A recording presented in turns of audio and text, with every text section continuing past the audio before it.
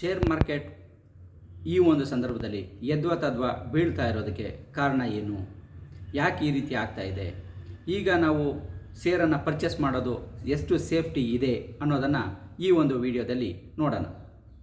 ಇತ್ತೀಚಿನ ದಿನಗಳಲ್ಲಿ share market ಯದ್ವಾ ತದ್ವಾ ಬೀಳ್ತಾ ಇರೋದನ್ನು ನೋಡ್ತಾ ಇದ್ದೇವೆ. ಹಾವು ಏಣಿಯ ಆಟವನ್ನು ಆಡ್ತಾ ಇದೆ. ಸೊ ಈ ಒಂದು ಸಂದರ್ಭದಲ್ಲಿ ಶೇರ್ಗಳ ಮೇಲೆ ಹಣವನ್ನು ಹೂಡಿ ನಾವು ಲಾಭವನ್ನು ಗಳಿಸ್ತೀವಿ ಅನ್ನೋದು ಅನಿರೀಕ್ಷಿತವಾದಂಥ ಘಟನೆಯಾಗಿದೆ. ಸೊ SIP ಮಾಡೋರಿಗೆ ತೊಂದರೆ ಇಲ್ಲ. ಈಗಾಗಲೇ ಆಲ್ರೆಡಿ ಒಂದು ಹೈಯರ್ ಲೆವೆಲಲ್ಲಿ ಈ ಹಿಂದೆ ಪರ್ಚೇಸ್ ಮಾಡಿರ್ತಾರೆ. ಈಗ ಮತ್ತೆ ಕಡಿಮೆ ಆಗಿರೋಂಥ ಸಂದರ್ಭದಲ್ಲಿ ಪರ್ಚೇಸ್ ಮಾಡಿದಾಗ ಅವ್ರಿಗೊಂದು ಆವ್ರೇಜ್ ವ್ಯಾಲ್ಯೂ ಸಿಕ್ಕತ್ತೆ.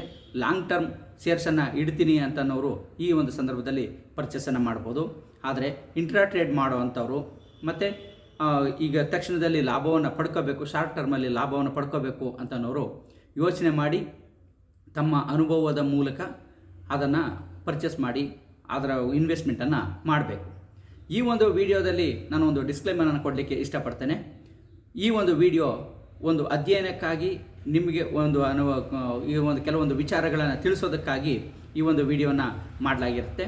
ಆದರೆ ಇದರಲ್ಲಿ ಯಾವುದೇ ಒಂದು ಶೇರ್ಗಳನ್ನು ಸೂಚಿಸೋದಾಗಲಿ, ಇಂಥ ಶೇರ್ ಮೇಲೆ ಇನ್ವೆಸ್ಟ್ಮೆಂಟ್ ಮಾಡಿ ಅಂತ ಆಗಲಿ ಯಾವುದನ್ನು ಕೂಡ ಇಲ್ಲಿ ನಾವು ನಿಮಗೆ ಹೇಳೋದಿಲ್ಲ.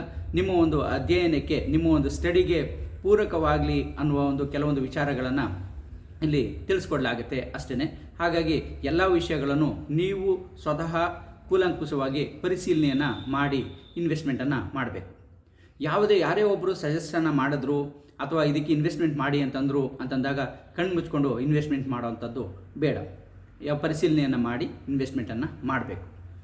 ಸೊ ಈ ಒಂದು ಸಂದರ್ಭದಲ್ಲಿ ಏನಕ್ಕೆ ಆಗ್ತಾ ಇದೆ ಅಂದರೆ, ಇಂಟರ್ನ್ಯಾಷನಲ್ ಲೆವೆಲಲ್ಲಿ ಆಗ್ತಾ ಇರುವಂಥ ಕೆಲವೊಂದು ಬದಲಾವಣೆಗಳು, ಅದರಲ್ಲೂ ಟ್ರಂಪ್ ಅಮೇರಿಕದ ಚುನಾವಣೆ ನಡೆಯುವ ಸಂದರ್ಭದಿಂದ ಹಿಡಿದು ಟ್ರಂಪ್ ಚುನಾವಣೆ ಗೆಲುವನ್ನು ಸಾಧಿಸಿದಾಗಿಂದು ಕೂಡ ಇದು ಅನಿಶ್ಚಿತವಾಗಿರುತ್ತೆ. ಈ ಒಂದು ಅನಿಶ್ಚಿತತೆ ಎಲ್ಲಿಯವರೆಗೆ ಇರುತ್ತೆ ಅಂತಂದರೆ, ಜನವರಿಯಲ್ಲಿ ಟ್ರಂಪ್ ಅಧಿಕಾರವನ್ನು ಸ್ವೀಕರಿಸಿದ ನಂತರ ಆ ಕಡೆ ಇನ್ನೂ 15ರಿಂದ 20 ದಿನಗಳವರೆಗೆ ಇರುತ್ತೆ. ಏನಕ್ಕೆ ಅಂದರೆ, ಅವರು ಕೆಲವೊಂದು ಹೇಳಿಕೆಗಳನ್ನು ನೀಡ್ತಾ ಇರುವಂಥದ್ದು, ಕೆಲವೊಂದು ಪ್ರಾಡಕ್ಟ್ಗಳ ಮೇಲೆ, ದೇಶಗಳ ಮೇಲೆ ಟ್ಯಾಕ್ಸನ್ನು ಹಾಕ್ತೀನಿ ಅಂತ ಹೇಳ್ತಾ ಇರುವಂಥದ್ದು. ಅದರಲ್ಲೂ ಇತ್ತೀಚೆಗೆ ಒಂದು ಹೇಳಿಕೆಯನ್ನು ಟ್ರಂಪ್ ಹೇಳಿರುವಂಥದ್ದು, ಭಾರತದ ಮೇಲೂ ಕೂಡ ನಾನು ಟ್ಯಾಕ್ಸನ್ನು ಹಾಕ್ತೇನೆ ಅಂಥೇಳಿ. ಸೊ ಇದೆಲ್ಲ ಯಾವ ರೀತಿ ಒಂದು ಪರಿಣಾಮಗಳು ಬೀರ್ಬೋದು ಅಂತ ಅನ್ನೋದು ಒಂದು ಅಂಶ ಆಗಿದೆ. ಸೊ ಹಾಗಾಗಿ ಟ್ಯಾಕ್ಸನ್ನು ಹಾಕಿದ್ರೆ ಯಾವುದು, ನಾವು ಅಮೇರಿಕಾಗೆ ಏನೇನು ಎಕ್ಸ್ಪೋರ್ಟನ್ನು ಮಾಡ್ತಾಯಿದ್ದೀವಿ, ಸಾಫ್ಟ್ವೇರನ್ನು ಮಾಡ್ತಾಯಿದ್ದೀವಿ, ತೈಲವನ್ನು ಮಾಡ್ತಾಯಿದ್ದೀವಿ, ಕೆಲವೊಂದು ಕಚ್ಚಾ ವಸ್ತುಗಳನ್ನು ಅಮೇರಿಕಾಗೆ ಎಕ್ಸ್ಪೋರ್ಟನ್ನು ಮಾಡ್ತಾಯಿದ್ದೀವಿ, ಮತ್ತು ಕೆಲವೊಂದು ಐರನ್ ಸ್ಟೀಲ್ಸ್ ಈ ಒಂದು ವಸ್ತುಗಳನ್ನು ಕೂಡ ಪ್ರಾಡಕ್ಟ್ಗಳನ್ನು ಕೂಡ ಮಾಡ್ತಾಯಿದ್ದೀವಿ, ಪೆಟ್ರೋಲಿಯಂ ಪ್ರಾಡಕ್ಟ್ಗಳನ್ನು ಅವರಿಗೆ ಸೇಲನ್ನು ಮಾಡ್ತಾಯಿದ್ದೀವಿ. ಸೊ ಈ ರೀತಿ ಕೆಲವೊಂದು ವಸ್ತುಗಳೇನಿದೆ ಇವುಗಳ ಮೇಲೆ ಅವರು ಟ್ಯಾರಿಫನ್ನು ಏರಿದ್ರೆ ಅಂಥ ಸಂದರ್ಭದಲ್ಲಿ ಅದರ ಬೆಲೆ ಹೆಚ್ಚಾಗುತ್ತೆ. ಅಲ್ಲಿ ಹೆಚ್ಚಾದಾಗ ಅದು ಕೊಂಡುಕೊಳ್ಳೋವಂಥವ್ರು ಅದು ಕಡಿಮೆ ಆಗ್ತಾರೆ, ಅಥವಾ ಇದಕ್ಕಿಂತ ಕಡಿಮೆ ಬೆಲೆಗೆ ಎಲ್ಲಿ ಸಿಗುತ್ತೆ ಅಲ್ಲಿ ಕೊಂಡುಕೊಳ್ಳೋದಕ್ಕೆ ಅವರು ಮುಂದಾಗ್ತಾರೆ. ಅಂಥ ಸಂದರ್ಭದಲ್ಲಿ ನಮ್ಮ ವಸ್ತುಗಳ ಮೇಲೆ ಬೇಡಿಕೆ ಕಡಿಮೆ ಆದಂಥ ಸಂದರ್ಭದಲ್ಲಿ ಇಲ್ಲಿ ಉತ್ಪಾದನೆ ಕಡಿಮೆ ಆಗುತ್ತೆ. ಉತ್ಪಾದನೆ ಕಡಿಮೆ ಆದಾಗ ಅಂಥ ಕಂಪ್ನಿಗಳಲ್ಲಿ ವ್ಯಾಲ್ಯೂ ಅಂದರೆ ಲಾಭ ಏನಿರ್ತದೆ ಅದು ಕಡಿಮೆ ಆಗುತ್ತೆ, ಕುಂಠಿತ ಆಗುತ್ತೆ. ಸೊ ಈ ರೀತಿಯಲ್ಲಿ ಕುಂಠಿತ ಆದಂಥ ಸಂದರ್ಭದಲ್ಲಿ ಆ ಶೇರುಗಳನ್ನು ಇಟ್ಕೊಂಡು ಅದರಿಂದ ಹೆಚ್ಚಿನ ಲಾಭವನ್ನು ನಿರೀಕ್ಷೆ ಮಾಡೋದಕ್ಕೆ ಬರೋದಿಲ್ಲ ಅಂಥೇಳಿ.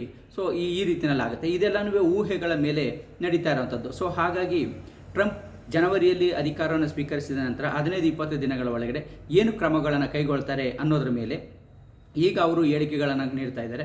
ಸೊ ಇದರಿಂದ ಅನಿಶ್ಚಿತತೆಗೆ ಉಂಟಾಗಿ ಇದರ ಜೊತೆಗೆ ಬೇರೆ ಬೇರೆ ಒಂದು ಪರಿಣಾಮಗಳೆಲ್ಲನೂ ಕೂಡ ಸೇರಿಕೊಂಡು ಇಲ್ಲಿ ಮಾರುಕಟ್ಟೆ ಏರುಪೇರುಗಳಿಗೆ ಆಗ್ತಾ ಇರುವಂಥದ್ದನ್ನ ನಾವು ನೋಡ್ತಾ ಇದ್ದೀವಿ.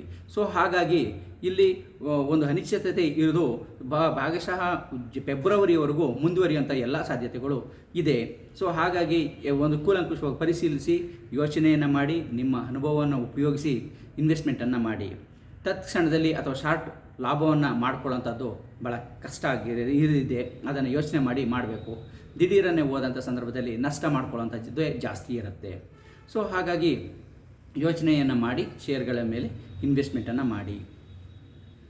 ಹಾಗೆ ಈ ವಿಡಿಯೋ ನಮ್ಮ ಒಂದು ಚಾನಲ್ಗೆ ನೀವಿನ್ನೂ ಸಬ್ಸ್ಕ್ರೈಬ್ ಆಗಿಲ್ಲ ಅಂದರೆ ಸಬ್ಸ್ಕ್ರೈಬ್ ಆಗಿ, ಹಾಗೆ ಬೆಲ್ ಬಟನ್ ಪ್ರೆಸ್ ಮಾಡಿ. ಕಾನೂನಿನ ನಮ್ಮ ಈ ಒಂದು ಶೇರ್ ಮಾರ್ಕೆಟ್ನ ಅರಿವು ಎಲ್ಲರಿಗೂ ಸಿಗುವಂತಾಗಲಿ. ಹಾಗಾಗಿ ಆ ಒಂದು ಉದ್ದೇಶದಿಂದ ಸಾರ್ವಜನಿಕರಿಗೆ ಶೇರ್ ಮಾರ್ಕೆಟ್ನ ಅರಿವು ಸಿಗಬೇಕು, ಆ ಒಂದು ಉದ್ದೇಶದಿಂದ ಈ ಒಂದು ವಿಡಿಯೋವನ್ನು ಮಾಡಿದ್ದೇನೆ.